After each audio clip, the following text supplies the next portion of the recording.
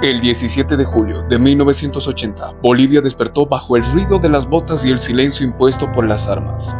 Luis García Meza tomó el poder mediante un golpe de estado que selló uno de los capítulos más sangrientos de la historia nacional. Ese día cayó uno de los hombres más ilustres del país, Marcelo Quiroga Santa Cruz, quien fue secuestrado y eliminado. En los meses siguientes, el régimen persiguió y eliminó a quienes se opusieron al régimen que sacudía a Bolivia. Pero ¿quién fue García Meza? ¿Qué fuerzas lo llevaron al poder? Y en el ocaso de su vida, ¿enfrentó el peso de sus crímenes o murió sin arrepentimientos? Esta es la historia que pocos quieren recordar. La construcción del dictador. Luis Arturo García Meza Tejada nació el 8 de agosto de 1930, fue hijo del general Luis García Meza Crespo, héroe de la Guerra del Chaco, y de la maestra Alicia Tejada Sáenz. En su vida privada contrajo 3 matrimonios y tuvo 7 hijos. Aquí se observa una fotografía de García Meza posando de niño junto a una de sus hermanas, aproximadamente en 1935. En su infancia jugaba con el trompo, las canicas y tapas de cerveza. Como era hijo de militar, estaba siempre listo, con las maletas preparadas para partir hacia un nuevo destino. Pasó por varios colegios. Al terminar su bachillerato, su idea inicial era estudiar medicina. Quiso ser doctor, quiso salvar vidas, no quitarlas. Sin embargo, por azares del destino, un día se encontró con Jaime Dallens Tapia, amigo de su padre y entonces capitán del ejército. Tras escuchar que García Meza quería ser médico, Dallens Tapia lo persuadió ofreciéndole ayuda para ingresar como cadete al colegio militar. García Meza recordaría que en una ocasión su padre le había sugerido la carrera militar y él les respondió que prefería ser cura antes que oficial. No obstante, Dallens Tapia lo convenció de tal manera que con entusiasmo comenzó a realizar los trámites para su ingreso. Ingresó como cadete del ejército en el año 1947, en una promoción que contó con aproximadamente 350 postulantes. Entre los militares de su generación y entorno castrense se encontraba Alberto Natusch Busch, quien años más tarde tendría un destino sombrío al protagonizar el golpe de estado de 1979. Para el año 1952, García Meza era un cadete de último año y se preparaba para egresar a fines de esa gestión. Durante ese periodo fue nombrado primero del Escuadrón de Arma de Caballería, destacándose dentro de su promoción. A García Meza el destino le jugaría una mala pasada con el estallido de la Revolución Nacional de 1952, encabezada por el Movimiento Nacionalista Revolucionario MNR. Por orden de los altos mandos, tuvo que marchar con el regimiento Bolívar hacia la Ceja del Alto. Llegaron cuando los proyectiles ya cruzaban en el aire y fueron ubicados en la sección de artillería. Los soldados tuvieron que abrir fuego contra los cerros donde se encontraban los llamados milicianos revolucionarios. Tras varias horas de combate, todo el personal de jefes y oficiales fue capturado. Los revolucionarios les exigían ponerse las gorras al revés. Para muchos la única opción fue arrojar la gorra en cualquier lugar. Luego fueron bajados por calles repletas de revolucionarios. A lo largo de la avenida Buenos Aires, un grupo de exaltados intentó colgarlos, pero cadetes de la policía dispararon sus armas para dispersar a la multitud. Les salvaron la vida. Finalmente fueron llevados a la capilla del Panóptico, donde permanecieron casi un mes. Posteriormente llegó la orden que dispuso su puesta en libertad. Ya en sus casas, la prensa informó que todo el batallón de cadetes había sido dado de baja, sin excepción alguna, pese a que habían cumplido órdenes superiores. No se explicó oficialmente el motivo de la medida. A raíz de estos acontecimientos, varios suboficiales fueron ascendidos al grado de subtenientes denominados los oficiales de la Revolución Nacional. Tenían un nivel de indisciplina nunca antes visto. Cadetes del colegio militar solían verse por la avenida Buenos Aires bebiendo con los uniformes mal puestos, cieses abiertos y provocando escándalos. Tras su baja en 1952, García Meza ingresó a la Escuela Industrial Pedro Domingo Murillo, donde aprendió a reparar motores de combustión interna y externa. Además, tuvo la oportunidad de contar con el apoyo de un tío paterno. Su trabajo consistía en supervisar a los mecánicos, probar los vehículos en reparación en camino a El Alto, y así autorizar su entrega o indicar ajustes necesarios. Con el sueldo que percibía, logró ahorrar lo suficiente para comprarse un automóvil de segunda mano. Después de cumplir con sus tareas diarias, trabajaba como taxista desde las 18:30 hasta las 22:30 durante los días hábiles. En cambio, los viernes, sábados y domingos trabajaba hasta las 24 horas, ya que en esos horarios había mayor afluencia de pasajeros. Con el objetivo de abrir el Colegio Militar del Ejército en el año 1954, las autoridades convocaron a antiguos cadetes que no estuvieran comprometidos con algún partido político. Eran aproximadamente 15 cadetes, entre ellos Natush Bush. La presentación debía realizarse en el Estado Mayor, ante el comandante en jefe, el general Armando Fortuny. Cuando les tocó presentarse, García Meza manifestó que no había solicitado su reincorporación. El general les respondió que había decidido convocar a cadetes no comprometidos con los partidos políticos y que en el caso de García Meza existían dos alternativas: o se presentaba de inmediato en la independencia militar para que le tomaran las medidas del uniforme y asumir su destino en el regimiento Chichas séptimo de caballería, o sería incorporado como preso político y trasladado a Caruma de Carangas, lugar de confinamiento y castigo. Para entonces, García Meza ya estaba casado y tenía un hijo, lo que lo obligó a aceptar la reincorporación. Una vez reincorporado al colegio militar, el sueldo ya no le alcanzaba. Como subteniente percibía 17,5 pesos. Ante esta situación, tuvo que trasladarse al Estado Mayor, donde existía un galpón. Con ayuda de un albañil, lo hizo dividir para habilitar un dormitorio, un comedor y un cuarto de estudio. Posteriormente, García Meza fue destinado a la Escuela de Armas, donde pasó el curso básico. Su desempeño fue destacado. El teniente Miguel Muñoz ocupó el primer lugar y fue becado a la República del Brasil, mientras que García Meza, al obtener el segundo lugar, fue becado a la República de Argentina. Tras aprobar el ingreso a la Escuela Militar de Equitación de Campo de Mayo, a cada alumno se le entregaba un potro que debía adiestrar, tanto para beneficio de la institución como parte de su formación. El adiestramiento del caballo en ese contexto era comparable a la formación de un atleta. García Meza fue considerado un buen jinete. El adiestramiento que dio al potro asignado a comienzos del año fue uno de los mejores, lo que permitió su presentación en competencias nacionales e internacionales. Al finalizar el curso, la dirección de la escuela, con la autorización de sus mandos superiores, solicitó al Estado Mayor que García Meza permaneciera un año más. Tras aprobar ese segundo año, recibió el diploma de maestro de equitación y la estrella del diplomado. Posteriormente, García Meza se presentó ante el Estado Mayor, donde se le ordenó su destino al Colegio Militar como instructor del arma de caballería. Luego de permanecer 2 años en ese destino, ascendió al grado de mayor. Paralelamente, Hugo Banzer produce un golpe de Estado en 1971. Se presentaron varias comisiones de jefes comprometidos en el golpe. Uno de los pedidos era que el colegio militar debía salir a la Plaza Murillo, más concretamente al Palacio de Gobierno, para realizar la guardia de honor al nuevo gobierno de facto. Como comandante accidental del colegio militar, García Meza se opuso a tal determinación, sugiriendo que esa misión debería ser realizada por el Regimiento de Colorados, y no el colegio militar, que era el principal instituto del ejército y cumplía funciones equivalentes a una universidad militar. Además tenía presente su dura experiencia de 1952, cuando el batallón de cadetes, por cumplir órdenes superiores, fue dado de baja a todo el batallón, sufriendo sanciones que incluían encarcelamiento y campos de concentración dirigidos por el coronel Claudio Sanz Román, lo que consideró una injusticia.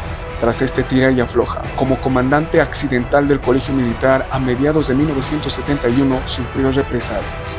Posteriormente, García fue tildado de oficial comunista y destinado a la 6ª División del Ejército, con asiento en el departamento de Beni, con la orden de trasladarlo cada 3 meses y percibiendo medio sueldo. Fue desplazado por distintas localidades, desde San Joaquín hasta San Ignacio. En esa localidad se le asignó una escuadra de soldados. Gracias a la ayuda del subalcalde Sócrates Parada, amigo personal, pudo contar con alojamiento, una precaria habitación con techo incompleto que le sirvió como vivienda temporal.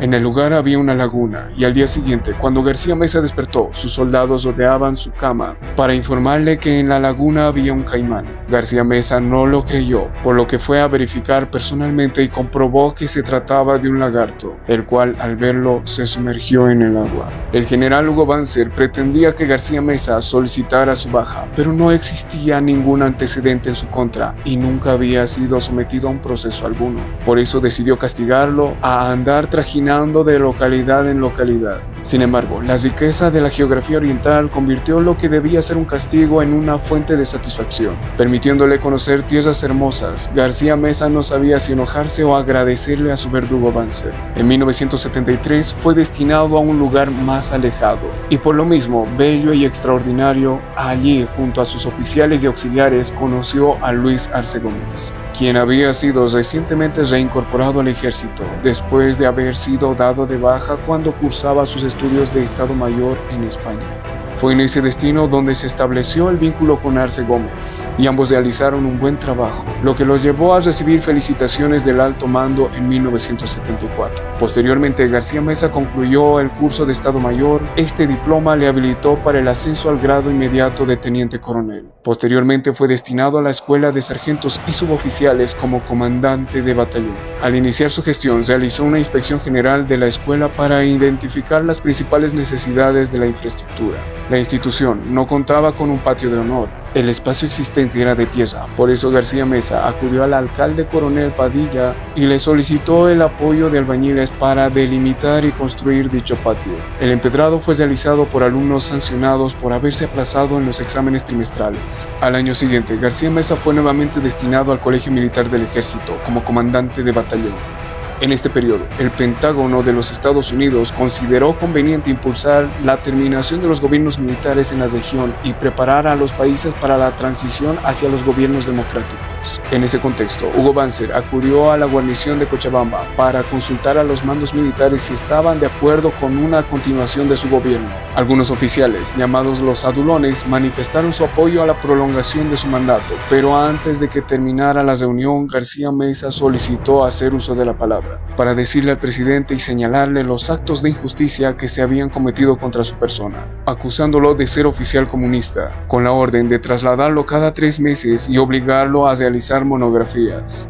Después de aquella reunión, a su retorno a la sede de gobierno, fue destinado a la 7ª División del Ejército, con asiento en Trinidad. Se decía que era la división más pobre entre las grandes unidades del Ejército Nacional. Y ello era cierto, el comando funcionaba en una casa alquilada. Los ambientes de los jefes de sección eran precarios, y la vivienda del comandante consistía en cuartos con techos destartalados. Por ello, se propuso cambiar su imagen, planificando la mejora de su infraestructura y prestigiando a la unidad. Allí permaneció 3 años, recibiendo una sorpresa muy grata cuando la Orden General de Destinos de 1978 contempló su ascenso al grado de general de brigada, destinándole como comandante del Colegio Militar del Ejército. Era la 4ª vez que regresaba a esa institución. Sentía que culminaba su carrera profesional con las mayores distinciones. Tomó posesión de su comando el 6 de enero de 1979 y dispuso que se controlaran y evitaran los abusos contra los cadetes, señalando estrictas sanciones para quienes incurrieran en esas prácticas, evitando así la perniciosa costumbre de infligir castigos físicos o sanciones de orden material. Solicitó la incorporación de una nutricionista para mejorar la alimentación de los cadetes, implementando un menú variado. El cambio fue tal que muchos oficiales preferían almorzar con los cadetes en lugar de hacerlo en el casino de oficiales. Posteriormente, una señorita Bárbara Villavicencio solicitó a través de la prensa la apertura del Instituto para Damas Cadetes. Dicha solicitud llegó al conocimiento del Comando del Ejército, que ordenó la elaboración de un plan al respecto. En consecuencia, se procedió de manera inmediata al reclutamiento de las primeras 20 damas cadetes. Fue necesario preparar todo lo concerniente a su incorporación, desde el alojamiento hasta las prendas que debían utilizar las nuevas cadetes. Golpe de Natush Bush. El 1 de noviembre de 1979 le orquestaron un golpe de estado al Dr. Walter Guevara Arce, que fungía como presidente interino. Según relata García Meza en sus memorias, sectores intelectuales del MNR, en coordinación con Hugo Banzer, habrían empujado a las Fuerzas Armadas a perpetrar un golpe de estado contra Guevara. Durante la festividad de Todos Santos, el objetivo de aquella asonada no era otro que impedir que Hernán Siles Suazo asumiera el poder. Este hecho provocó una ruptura traumática entre la población civil y las Fuerzas Armadas, que quedaron gravemente desprestigiadas debido a los sangrientos episodios ocurridos como consecuencia de la resistencia popular y la insurrección de diversos sectores sociales. Natush Bush fue señalado como el principal responsable del deterioro de la imagen institucional de las Fuerzas Armadas. Después de que Walter Guevara fue derrocado, Lidia Gayler Tejada tuvo como primer acto de gobierno desencabezar el movimiento institucionalista insurgente dentro de las Fuerzas Armadas. Eligió un nuevo comando, al cual denominó Militares Patriotas, como un factor de equilibrio institucional. Las fuerzas aérea y naval se unieron a las resistencias, respaldando al ejército y dejando claro que no aceptarían a Lidia Gayler como comandante general de las Fuerzas Armadas. Gayler comprendió que existían oficiales que ya no permitirían que se jugara impunemente con los destinos de la nación. En esas circunstancias, se reunió en el Gran Cuartel de Miraflores con oficiales y jefes militares para para conversar y buscar consenso. En ese contexto, el nombramiento de García Meza en un puesto clave dentro de las Fuerzas Armadas como comandante general del ejército ocurrió en medio de presiones y conflictos entre el mando militar y el gobierno de Geyler. La carrera profesional de Luis García Meza tomó un rumbo público e involuntario. No fue deseada por él ni por su familia, pero se convirtió en un factor decisivo en su posterior ascenso y consolidación del poder militar. El golpe de García Meza. Documento emitido por el alto mando. Las Fuerzas Armadas de la Nación advierten que intervendrán las veces que sean necesarias para salvar a Bolivia. El diario, 25 de abril de 1980. Durante ese periodo, cada paso que daba o cada palabra oficial o extraoficial que daba García Meza era considerada como contestataria y golpista. La prensa desarrollaba una campaña de desprestigio, mientras la UDP se preparaba para asumir el poder y así transcurrieron los meses. En ese contexto y clima incómodo, ocurrió un extraño accidente de un avioneta en la que viajaban altos miembros de la UDP. La aeronave despegó en el Alto La Paz con rumbo a Trinidad el 2 de junio de 1980, a pocos días de los comicios electorales. La nave se estrelló al despegar, dejando como único sobreviviente al candidato vicepresidencial Jaime Paz Zamora. De aquel siniestro se liberó Hernán Siles Suazo a última hora, gracias a que postergó su viaje, salvándose así milagrosamente. Sospechosamente, esa avioneta pertenecía a Luis Arce Gómez. En ese ambiente enrarecido sucedió el golpe de Estado.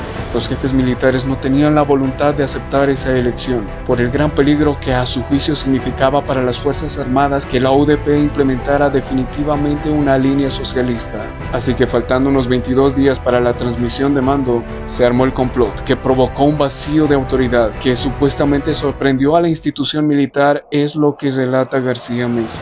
La versión más difundida sostiene que Lidia Geyler Tejada renunció forzada por los militares. La versión de García Meza es que Lidia Geyler intentó elevar a Víctor Paz Estenssoro al poder, pero sus intenciones se frustró en las elecciones porque ganó Hernán Siles Suazo, motivo que precipitó la renuncia de Geyler. Cabe destacar que Paz Estenssoro nunca olvidó que Siles Suazo había sido uno de los artífices del golpe que lo había sacado de la presidencia cuando su vicepresidente era René Barrientos Ortuño, lo que generó un contexto de rivalidad política y deseo de revancha, así que ella renunció por su propia voluntad a instrucción de su jefe político Víctor Paz Estenssoro, quien encubiertamente la habría obligado a protagonizar un neomamertazo. Lidia Geyler renunció en las primeras horas de la noche del 17 de julio de 1980. Posteriormente, Lidia Geyler afirmó que ustedes, los de la UDP, son los únicos culpables del golpe militar, por haber declarado en la revista Newsweek que barrerían con los militares. Juan Lechino Kendo, ya detenido en Miraflores, expresó: ese pequeño burgués de Siles es el culpable de todo esto. Mientras tanto, los exiliados y autoexiliados eran recibidos como mártires y héroes demócratas en otros países. La verdad material es que el día 17 salieron soldados y carros blindados de asalto. Las operaciones del golpe de Estado estuvieron íntegramente a cargo de los grupos paramilitares. En el transcurso de solo una hora y media, esos individuos vestidos de civil, entrenados militarmente y armados con metralletas, recorrieron la ciudad de La Paz en ambulancias. Alrededor del mediodía lograron secuestrar a la presidenta de la República y a su gabinete ministerial, que se hallaban sesionando en el Palacio de Gobierno. También secuestraron a la dirección político-sindical del país, reunida en el local de la Central Obrera Boliviana, y silenciaron por la fuerza a todas las emisoras radiales, incluso dictando toque de queda de 9 p.m. a 6 de la mañana. Una vez paralizada la capital, los paramilitares entregaron el poder en bandeja de plata al ejército. García Meza menciona en su libro que antes de su juramento abandonó la testera del Salón de Banderas, solicitando que se posesionara como presidente de la República al general Reyes Villa. Así es, el padre de Manfred Reyes Villa era el hombre de confianza de Lidia Geyler. Sin embargo, el general Reyes Villa se encontraba gravemente enfermo, lo que supuestamente le impidió asumir el cargo. El nuevo régimen se propuso iniciar un proceso de reconstrucción destinado al ordenamiento político y económico social del país. Fue así como asumió el poder en la tarde del 18 de julio de 1980, en una ceremonia que fue transmitida por televisión. Concluida aquella alocución, designó a los flamantes ministros, a quienes incluso conoció esa misma tarde. En un discurso, afirmó que las Fuerzas Armadas de la Nación han asumido la responsabilidad directa de administrar y transformar positivamente el país. Señaló también que, debido al terrorismo subversivo de la izquierda internacional, que no escatima esfuerzos para convertir a Bolivia en una Nicaragua o en otra Cuba, se había visto impulsado a intervenir para detener la pobreza y la inflación galopante. Los dados estaban echados y jamás pensó ver venir una tragedia. Posteriormente, se sostuvo que Banzer aprovechó la situación y desapareció a Marcelo Quiroga Santa Cruz. El asesinato fue atribuido a García Meza, aunque se afirmó que el autor material huyó al Japón. La prensa internacional mostraba al mundo que los militares bolivianos eran genocidas y antidemocráticos. En una entrevista, le preguntaron a García Meza cuál era su plan de gobierno y cuánto tiempo permanecería en el poder. Respondió: las Fuerzas Armadas se quedarán 20 años. El entrevistador interpretó esa afirmación como una intención de perpetuarse en el poder. El ministro del Interior, Luis Arce Gómez, también advirtió que todos los bolivianos debían ir con su testamento bajo el brazo. Y para quienes estuvieran contra el régimen no va a haber perdón, y cumplió su amenaza. Así es como ocurre la masacre de la calle Harrington. Ocurrió el 15 de enero de 1981. Cuando efectivos paramilitares del régimen militar de García Meza torturaron y asesinaron a 8 de los 9 dirigentes del movimiento de izquierdas revolucionario. La única sobreviviente fue Gloria Ardaya, en circunstancias cuestionables, que posteriormente fue exiliada. El régimen de García Meza fue calificado por historiadores y pronunciamientos judiciales como una dictadura caracterizada por violaciones de los derechos humanos, paramilitarismo y vínculos con el narcotráfico. Durante su gobierno se produjo la verdadera expansión del narcotráfico, al punto de que internacionalmente se le conoció como el golpe de la cocaína, debido al apoyo de narcotraficantes y la implicación de miembros de su gobierno con el negocio de la droga. Su ministro del Interior, el coronel Luis Arce Gómez, fue apodado posteriormente como el ministro de la cocaína, además de liderar grupos paramilitares y ser responsable de graves abusos de derechos humanos. Bajo la dictadura de García Meza, Bolivia fue vista internacionalmente como un narcoestado, ya que el gobierno mantuvo relaciones estrechas con productores de cocaína y fue acusado de proteger e incluso facilitar la exportación de drogas para financiar el régimen. Decirle narco al primer mandatario era el colmo. Durante su gobierno militar, Estados Unidos presionó diplomáticamente para que Bolivia distanciara a figuras directamente vinculadas con el narcotráfico, como el coronel Luis Arce Gómez y el coronel Ariel Coca. El objetivo de Estados Unidos era normalizar las relaciones diplomáticas con Bolivia, exigiendo cambios en el gabinete para combatir el tráfico de drogas y recuperar la cooperación antinarcóticos. El gobierno de García Meza fue bloqueado política y económicamente, careció de reconocimiento diplomático internacional y fue combatido y saboteado en diversos frentes. Ante ese escenario, Luis García Meza resolvió presentar su denuncia el 4 de agosto de 1981. En su discurso afirmó: el general García Meza no es un cobarde, y eso lo saben todos, pero por encima del orgullo y de la vanidad está la patria.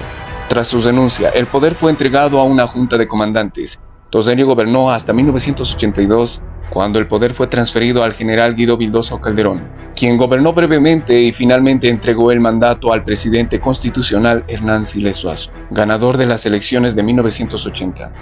El gobierno de Hernán Siles Suazo enfrentó una profunda crisis económica marcada por la hiperinflación, además de graves problemas sociales y políticos ampliamente conocidos por la opinión pública. Juicio de responsabilidades. El gobierno de Hernán Siles Suazo, como es sabido, dispuso la baja del ejército del general Luis García Meza Tejada. Posteriormente, con un marcado clima de confrontación política, se aprobó un juicio de responsabilidades contra su gestión y contra varios de sus colaboradores. Cuando el mundo entero creía que García Meza no se presentaría ante el Tribunal de la Corte Suprema de Justicia, contra todo cálculo político se presentó voluntariamente, afirmando que lo hacía bajo la consigna de que quien nada debe, nada teme, y dar paso desde su perspectiva a la verdad. Ese día se produjo un hecho inédito en la historia de Bolivia. Un expresidente de la República comparecía ante la Corte Suprema para rendir cuentas por su gestión gubernamental. Posteriormente se intentó imputarles responsabilidades adicionales vinculadas al denominado Diario del Che, por una supuesta subasta pública en Inglaterra. A sugerencia de su esposa, no se presentó a declarar en esa oportunidad, ingresando en la clandestinidad. El expediente del juicio llegó a contar con aproximadamente 35.000 hojas, compuestas en gran parte por recortes periódicos debidamente notariados incorporados por la parte acusadora, entre ellos Juan del Granado. En ese contexto, Bolivia se convirtió en uno de los pocos países de América Latina que juzgó penalmente a un exdictador en tribunales ordinarios. Respecto al caso de Marcelo Quiroga Santa Cruz, una de las pruebas presentadas fue una declaración pública atribuida a García Meza en la que afirmó: no se puede tolerar más esos ataques y esos insultos a las Fuerzas Armadas, como es el caso de Marcelo Quiroga Santa Cruz, quien sin saber nada se ocupa de la vida económica y organizativa de la institución armada. A ese señor las Fuerzas Armadas sabrán ponerlo en su lugar y yo como hombre.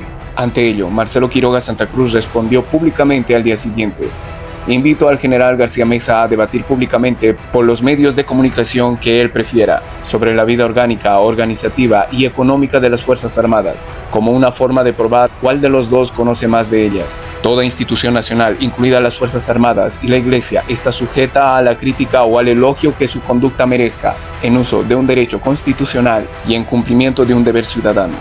En cuanto a la amenaza de agresión física que con propósitos intimidatorios que formula el general García Meza, declaro que sin ignorar su peligrosidad estoy resuelto a defender mi honra y mi vida. Durante su declaración ante el Tribunal Supremo, García Meza afirmó que Quiroga Santa Cruz había sido su amigo y compañero de curso en el Colegio de La Salle, y relató que ambos compartían la afición por la equitación, llegando incluso a prestarle caballos para representar a Bolivia en un concurso hípico realizado en la República de Argentina. Sin embargo, la hija afirmó que de jóvenes se conocieron pero no tenían una relación estrecha ni nada por el estilo.